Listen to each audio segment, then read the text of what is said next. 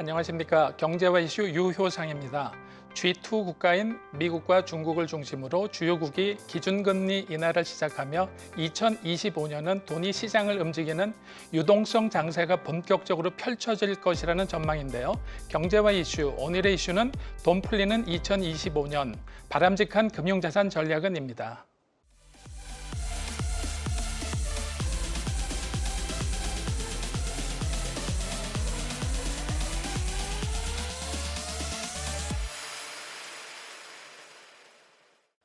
(2024년 9월) 미국 연준 4년 6개월 만에 기준금리 인하. 유럽, 중국 통화정책 완화, 경기 침체 우려 상존. 2023년 기준 한국인 자산의 76% 부동산. 안녕하세요. 경제와 이슈 장희선입니다. 2024년 9월 미국 연준은 기준금리를 0.5%포인트 인하하는 B컷을 단행하며 통화 완화 사이클을 시작했는데요. 유럽 중앙은행은 미국보다 앞선 6월에 세 가지 정책 금리를 모두 0.25%포인트 내리며 1년 11개월 만에 통화 정책을 전환했습니다. 중국도 지난 10월 사실상 기준금리인 대출 우대금리를 3개월 만에 다시 인하하며 유동성 공급에 나서고 있고, 한국은행도 3년 2개월 만에 통화 긴축을 종료했습니다. 이렇게 주요국의 완화적인 통화정책 공조 강화로 다가오는 2025년은 본격적인 유동성 장세를 예고하고 있는데요. 하지만 AI 거품론, 불안한 중동 정세, 미국 경기 침체 우려 등 상존하고 있는 불확실성 변수로 2025년 자산 배분에서 다각화의 중요성이 어느 때보다 대두되고 있는 상황입니다. 한국은행 가계금융복지조사에 따르면 2023년 기준 한국인의 부동산과 금융자산 비율은 부동산 76%, 금융 24%로 부동산에 급격하게 쏠려 있는데요. 39세 이하도 부동산 자산이 75%를 차지하고 있어 부동산 침체 땐 노후 절벽이 우려되는 상황입니다. 반면 미국 연방준비제도 이사회가 조사한 미국인의 자산 비율은 부동산 35%, 금융 65%였고요. 영국과 일본 역시 가계재산 중 부동산 비중은 50% 이하 수준입니다. 안정적인 노후 대비를 위해서는 한국도 금융자산의 비중을 늘려 현금 흐름 창출에 빠르게 대응할 수 있는 전략이 필요하다는 분석인데요. 돈이 시장을 움직일 2025년 유동성 장세, 금융자산 비중을 어떻게 늘리고 배분하는 전략이 필요할까요? 돈 풀리는 2025년 바람직한 금융자산 전략은 이라는 주제로 다양한 시선에서 말씀해 주실 전문가를 모셨는데요. 정영주 하나증권 이사님 함께합니다. 안녕하세요. 안녕하세요. 하나증권 정영주입니다. 금년 들어서 미국이나 유럽 같은 데서 금리 인하 피벗을 단행하면서 내년도에는 돈이 굉장히 많이 풀릴 거다라고 예상이 되고 있는 상태에서 우리나라는 상대적으로 이제 부동산 가격에 굉장히 민감하고 그런데 우리나라가 상대적으로 전 세계에서 부동산을 가지고 있는 자산 비중이 굉장히 크다고 하는데 어느 정도 수준인가요? 네, 우선 한국, 미국, 유럽, 일본 이렇게 나눠서 비교해서 말씀드려보겠습니다. 한국은 가계자산에서 부동산이 차지하는 비중은 2023년 기준 약 75%에 달합니다. 이는 OECD 국가들 중에서도 상당히 높은 수준인데요. 한국 부동산 투자액은 금융자산 대비 3배가 높은 상황입니다. 그다음 미국을 보자면 가계자산 중 부동산 비중은 약 35%로 한국 대비 절반 수준이고, 미국 가계의 금융자산 비중은 약 65%로 이는 한국 금융자산 대비 2배 이상 높은 수준입니다. 다음 유럽의 경우는 국가별로 차이가 있지만 전체적으로는 미국과 비슷하게 금융투자가 이루어지고 있습니다. 평균적으로 가계자산에서 부동산 비중은 약 45에서 50%를 차지하고 있고, 유럽 가계의 금융자산 비중은 50에서 55% 정도 차지하고 있습니다. 특히 독일과 프랑스에서는 예금 외에 주식과 채권에 대한 투자가 비교적 활발한데요. 예금은 약 25%, 주식 펀드의 약 55% 정도로 투자가 배분되어 있습니다. 그럼 우리나라가 이 주요국 대비해서 부동산의 비중은 굉장히 크고 금융투자 자산의 비중이 굉장히 작은데 특별한 이유가 있을까요? 네, 다양한 이유로 국내 금융투자 비중이 낮겠지만 크게 4가지 정도로 꼽아볼 수 있을 것 같습니다. 첫 번째로는 국내 투자자들에 대한 주식시장의 불신을 들 수 있을 것 같은데요. 2023년도 한국은행 금융안정보고서에 따르면 국내 투자자들이 주식시장을 변동성이 크고 위험한 시장으로 인식하는 경향이 있습니다. 대표적인 예를 들자면 1997년 외환위기 트라우마, 2008년 글로벌 금융위기 등으로 인해서 코스피가 40% 이상 하락한 바 있어 개인 투자자들이 주식시장을 꺼리게 된 이유도 있습니다. 두 번째로는 그렇기 때문에 부동산 선호 문화가 더 커졌다고 볼 수 있는데요. KB 부동산 리서치에 따르면 국내 투자자들은 주거 안정성과 자산 증식을 위해서 부동산을 선호하는 경향이 강한 것으로 나타났습니다. 한국 부동산 시장은 2000년대부터 2020년대까지 20년 넘게 꾸준한 상승을 경험했고 2005년부터 2020년까지는 약 300%나 상승했습니다. 이러한 이유로 대부분의 투자자들은 부동산 투자 가치가 자산 가치로서 더 매력적이라고 느끼게 된 것 같습니다. 세 번째로는 금융상품에 대한 이해가 일부 부족한 것 아닌가 생각해 봅니다. 우선 금융상품에 대한 정보 접근성이 낮고 금융교육이 부족한 것도 금융투자 비중이 낮아진 이유 중 하나로 꼽을 수 있는데요. 한국은 투자보다는 저축 중심의 교육을 하다 보니 위험 자산에 대한 이해도가 비교적 낮은 편입니다. 전 국민 금융 이해력 조사 결과 성인의 금융 이해력은 66.5% 정도로 집계된 바 있습니다. 그러다 보니 더욱 단기 수익을 추구하는 경향으로 이어지기도 합니다. 네 번째로는 연금 및 퇴직금 제도가 일부 부진했다라는 것입니다. 나중에 말씀드리겠습니다만 한국은 퇴직금 제도의 발전이 일부 더디고 연금 수익률도 낮은 편이었습니다. 고용노동부와 금융감독원에 따르면 최근 5년과 10년간의 연환삭 퇴직연금 수익률은 각각 2.35% 그리고 2.07%에 불과한 것으로 나타났습니다. 이처럼 퇴직연금 수익률이 물가 상승률을 따라잡지 못하고 있는 상황입니다. 한국이 여전히 부동산을 중심으로 한 투자 선호도가 높고 금융자산에 대한 비중이 상대적으로 낮은 이유는 종합해 보자면 이러한 경제적 환경, 제도, 사회적 요인 등이 복합적으로 작용한 결과로 볼 수 있습니다. 그러면 이렇게 그 금융 투자 자산이 상대적으로 굉장히 낮다라는 거는 체감적으로 느낄 수는 있을 것 같은데 구체적으로 신뢰를 들어서 어떤 지표나 이런 것들을 보면은 우리나라가 상대적으로 선진국에 비해서 낮다라는 걸 알 수 있을까요? 네, 우선 GDP 대비 주식시장 시가총액 비율을 봐도 알 수 있습니다. 즉 경제 내에서 주식시장이 차지하는 비율을 나타내는 건데요. 이 지표가 높을수록 금융시장이 활발한 나라임을 의미합니다. 2023년 기준 한국은 약 106.5%, 미국은 157% 정도 됩니다. 한국의 주식시장 규모는 GDP 대비 2년 전보다 낮아졌지만 미국은 이를 훨씬 상회하는 수준입니다. 또한 가계부채 중 주택담보대출이 차지하는 비율을 참고할 수 있습니다. 한국은 가계부채의 상당 부분이 부동산 관련 대출에 묶여 있는데 2022년 기준 한국은 약 60%, 미국은 약 45%, 유럽은 평균 약 40% 정도 됩니다. 이 지표는 한국 가계가 금융자산보다 부동산에 더 많은 자금을 투입하고 있음을 보여주고 대출의 상당 부분이 주택의 대출로 사용되고 있음을 보여주고 있습니다. 그러면 지금 금융자산이나 이제 이런 쪽에 투자를 좀 활성화하기 위해서 부동산에 대한 비중을 줄이고 금융 투자 시장으로 좀 들어가 보고 싶다라고 하면 특히 이제 젊은 세대들은 자산이 많지 않은 상태에서 금융 투자 시장을 들어갈 수 있는 어떤 시작점에서 어떤 전략 같은 게 좀 있을까요? 젊은 층의 경우에는 좀 더 적극적인 투자를 시도해 보는 것도 중요하지만 투자 초기에는 상대적으로 안정적인 자산 투자부터 시작하는 것이 중요한 것 같습니다. 그 첫 번째로는 인덱스 펀드를 고려해 볼 만하다고 생각하는데요. 인덱스 펀드는 특정 주가 지수, 예를 들어 S&P 500, 코스피 200 등과 같은 이런 지수를 추종하는 펀드로 여러 기업에 분산 투자하는 효과를 가져옵니다.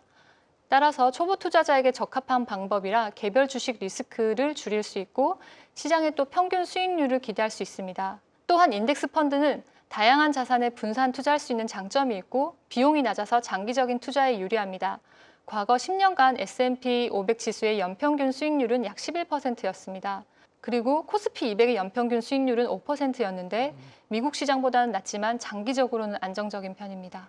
이사님 말씀하신 대로 중장기 투자 이런 것들이 굉장히 중요하다고 말씀을 해주셨는데요. 수익률 같은 것들을 보면은 그러면 최근 들어서 연금에 대해서 국민연금 자체가 굉장히 금액이 작아서 노년이 돼서 굉장히 힘든 이런 경우가 있어서 퇴직연금에 대한 요새는 방송을 틀기만 하면은 계속 퇴직연금에 대한 거를 금융기관들이 광고들 많이 하고 그러는데 젊은 세대부터 그걸 준비를 해야 된다 그러는데 그 연금 전략은 어떻게 가야 될까요? 네, 우선 가능한 한 빨리 시작하는 것이 좋다고 보는데요. 젊을수록 복리 효과를 극대화시킬 수 있어서입니다. 같은 금액을 투자하더라도 오랫동안 투자하면 수익 차이가 크게 벌어집니다. 그래서 20, 30대부터 시작을 하면 소액으로도 장기적으로 큰 자산을 형성할 수 있는 효과가 있고요. 또한 연금 투자 계좌는 세제 혜택을 받을 수 있는 장점이 있습니다. IRP나 연금 저축 계좌 등이 있는데요. 이런 것들을 활용하면 투자 수익 및 퇴직 시 가세되는 퇴직 소득세에 대한 세금을 또 연기하거나 줄일 수 있어서 절세 효과까지 볼 수 있습니다. 우리나라가 상대적으로 연금, 퇴직연금에 대한 투자를 많이 해야 된다고 하지만 수익률에 관해서는 해외 대표적인 주요국에 비해서 굉장히 낮은데요. 우리나라의 연금, 퇴직연금 이 수익률이 굉장히 낮은 이유가 있을까요? 선진국하고 비교해서 어떤 것들을 좀 신경을 쓰면은 이런 수익률을 좀 높일 수 있을까요? 한국은 국민연금과 퇴직연금 외에 연금 저축 계좌 등을 활용한 개인연금 관리에 대한 인식이 높지 않았고 또 연금 상품의 다양성 역시 그만큼 부족했습니다. 대부분 정기예금, 안정형 상품에 투자를 해왔었는데요. 다행히 최근 들어 상품이 좀 다양해지고 있는 추세이긴 합니다. 그래서 현 시점에서 한국인들이 연금 투자에서 강화해야 할 전략을 생각해 보면 이것도 크게 4가지 정도로 정리해 볼 수 있을 것 같은데요. 첫 번째로 투자 상품 다각화를 시키는 것입니다. 2023년 기준으로 한국의 퇴직연금 상품 중 원금 보장형 상품이 전체의 85% 수준에 달합니다. 미국의 401k 계좌라는 퇴직연금 펀드와 비교해 봤을 때는 상당히 큰 차이가 있는데요. 미국 같은 경우는 주식과 펀드 비중이 65% 수준입니다. 미국 같은 경우 대표적인 인덱스 펀드인 S&P 500 ETF 이런 것들을 주로 많이 투자하고 있는데 상품의 다양성이 투자자들의 장기적인 수익성에 긍정적인 영향을 미치고 있습니다. 또한 유럽 역시 국가별로 차이는 있지만 대부분 퇴직연금, 국가연금 외에 다양한 금융상품을 통한 연금 투자가 활성화되어 있습니다. 그리고 미국이나 유럽처럼 다양한 자산으로 연금 투자 포트폴리오를 확장해야 장기적으로 우리나라도 수익을 극대화할 수 있을 것 같습니다. 두 번째로는 장기 투자에 대한 인식 강화입니다. 단기 수익보다는 장기적인 자산 증식을 목표로 해야 되는데요. 한국연금학회에 따르면 한국의 개인연금 유지기간은 평균 5년에서 6년으로 본래 목표인 장기적 노후 대비로 활용되지 못하고 있습니다. 네. 반면 미국 투자자들은 연금 계좌를 활용하여 10년 이상 장기적으로 투자하는데요. 피델리티 보고서에 따르면 미국의 401k 평균 보유 기간은 20년입니다. 세 번째로는 연금 투자에 대한 세제 혜택을 조금 더 적극적으로 활용해야 된다고 생각하는데요. 퇴직연금 IRP, 연금저축 등을 통해서 세액 공제를 받을 수 있습니다. 한국은 연금저축계좌나 IRP 등을 통해서 연금 자산에 대해 연간 최대 900만 원까지 세액 공제를 받을 수 있고 또 55세 이후부터는 연금으로 지급받을 수가 있습니다. 미국의 401k의 경우에는 2024년 기준 연간 최대 2만 3천 불까지 투자할 수 있는데 연금 계좌에 대한 세제 혜택이 크다고 알려져 있어서 이로 인해 퇴직연금 계좌 사용률이 매우 높고 2023년 기준 미국인의 70%가 401k를 통한 세제 혜택을 받고 있다고 되어 있습니다.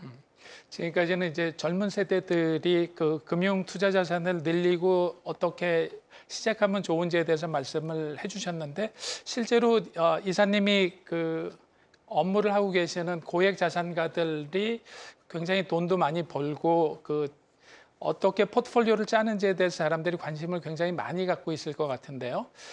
고액 자산가하고 나이가 들면 어느 정도 부동산에 관련된 거는 충분히 갖고 있기 때문에 금융자산을 어떻게 활용할까 굉장히 궁금할 것 같은데 지금 부동산 이외에 중년층에서 고액 자산가들은 주로 금융 투자 자산을 어떻게 운영을 하고 있나요?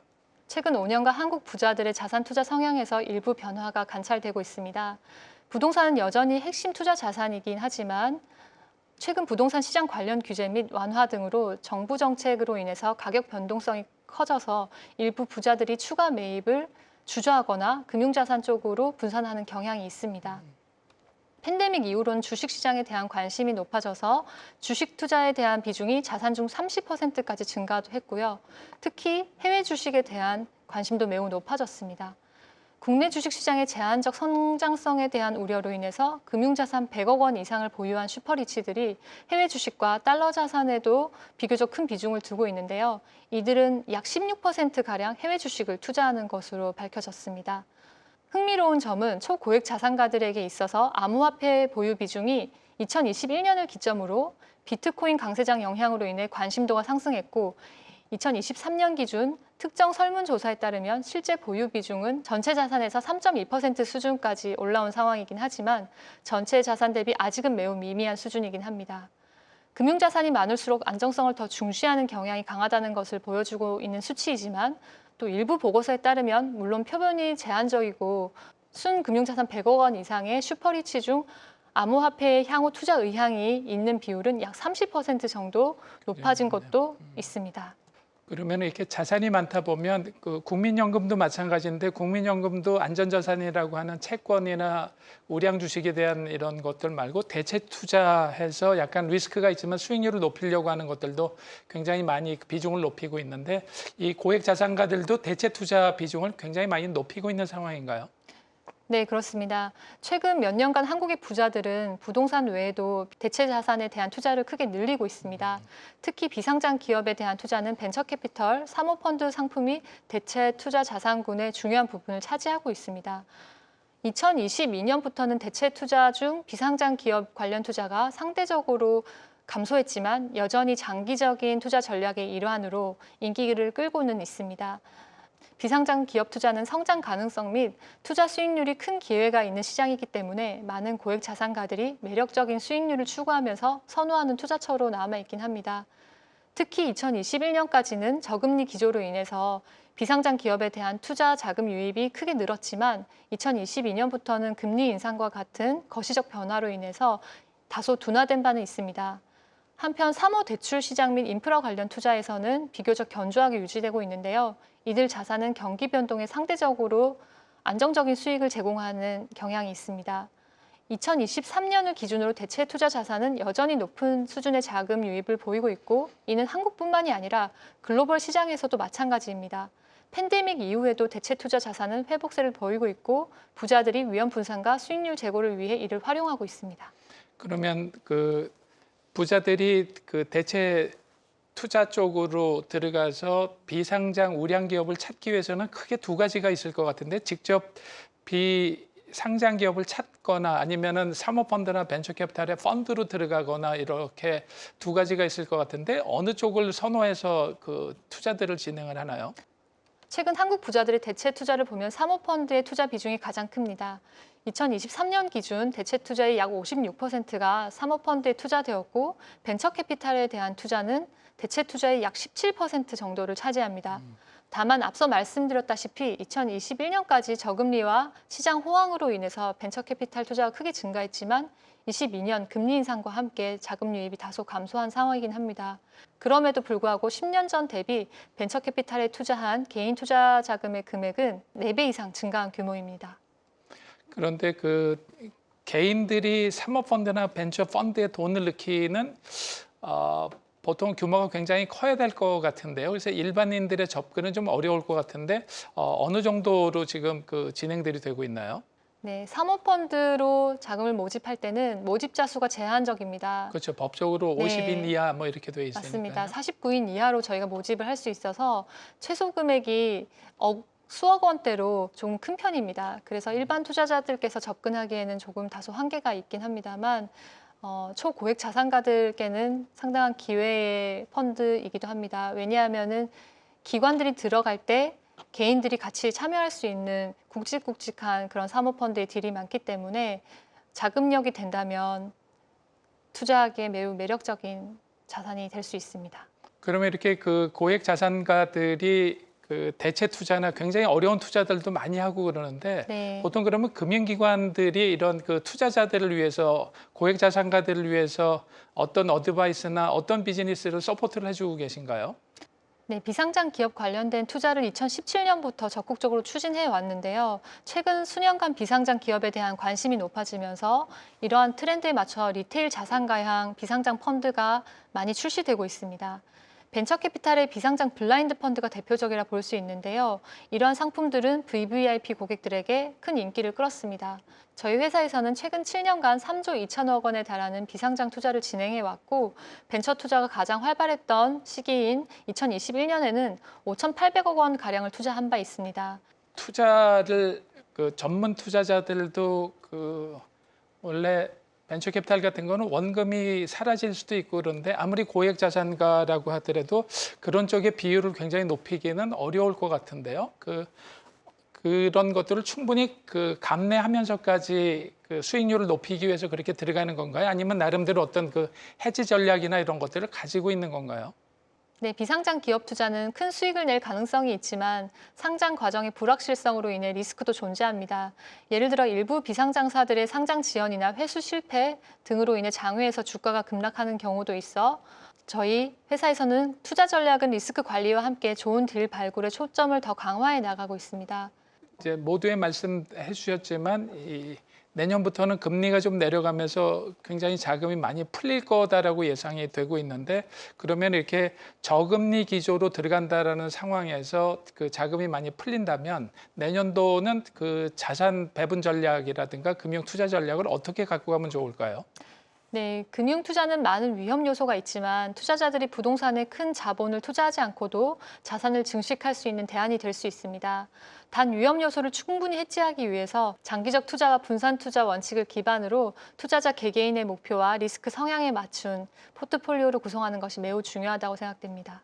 최근에 국민연금 기금위원회에서 우리나라 국민연금도 위험자산 포션을 굉장히 높인다 그래서 56%였던 걸 65%로 늘렸는데요. 그래서 채권에 대한 안전자산 비중을 좀 줄이고 대체 투자나 주식에 대한 포션을 늘리겠다고 그랬는데 개인들이라 그러면 그런 포션을 어떻게 갖고 가는 게 좋을까요? 네, 이게 보통 소위 말하면 안전자산이냐 위험자산이냐 이렇게 단순하게 나눠서 질문하시는 경우들이 많이 있는데 답변 드리기 좀 어려운 질문이긴 합니다만 왜냐하면 각각의 재정 상황 및 지출 계획, 투자 성향 이런 것들이 다 다르기 때문에 비중을 제가 딱 나눠서 말씀드리기는 조금 어려울 것 같습니다.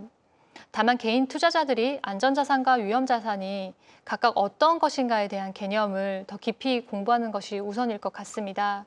위험자산이더라도 제가 아까 말씀드렸다시피 하방을 막는 그런 구조를 만드는 장치를 넣어두면 누군가에게는 또 투자할 만한 상품이 될 수 있기 때문에 안전자산이다, 위험자산이다 이렇게 꼭 위원화시키는 것은 조금 어려운 부분이 있습니다. 네, 그래서 금융 투자에 대한 구체적인 전략을 좀 조언을 해주신다면 어떤 게 좀 있을까요? 네, 금융투자는 많은 위험 요소가 있지만 젊은 투자자들이 부동산에 큰 자본을 투자하지 않고도 자산을 증식할 수 있는 대안이 될 수 있습니다. 단 위험 요소를 충분히 해지하기 위해서 장기적 투자와 분산 투자 원칙을 기반으로 투자자 개인의 목표와 리스크 성향에 맞춘 포트폴리오를 구성해야 되는데요. 마지막으로 제가 지난 10여 년간 초고액 자산가들의 자산을 관리해 오면서 배운 그들만의 투자 전략을 조금 공유드려보고자 합니다. 첫 번째는 집요하게 공부하고 분석한다는 것입니다.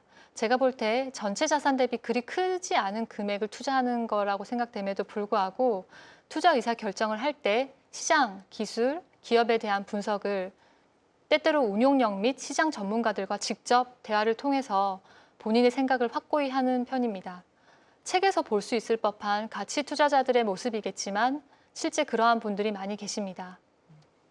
두 번째로는 따라 투자하지 않는다라는 것입니다.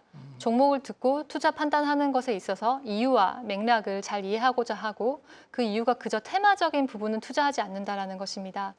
마지막으로는 장기 투자이며 한 번의 대박이 아닌 매해 시장 수익률 대비 높은 수익을 지속적으로 내는 것을 훨씬 중요하게 생각합니다. 여러분이 투자 결정을 내리실 때 이러한 내용이 일부라도 도움이 되었길 바랍니다. 감사합니다. 돈 풀리는 2025년 바람직한 금융자산 전략은 이라는 주제로 다가올 유동성 장세에 대비한 금융자산 배분 전략에 대해 다각도로 진단해 봤는데요. 차별화된 인사이트를 주신 정영주 이사님께 다시 한번 감사드립니다. 감사합니다.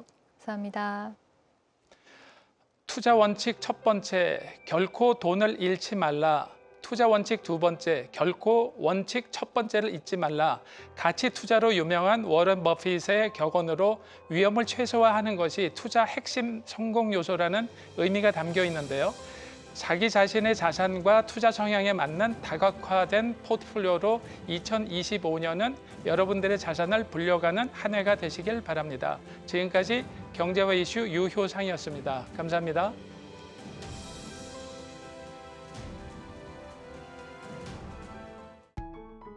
계속해서 다양한 경제 이슈를 알고 싶다면 구독과 좋아요, 알림 설정 부탁드립니다. AI 캐스터 권미정이었습니다.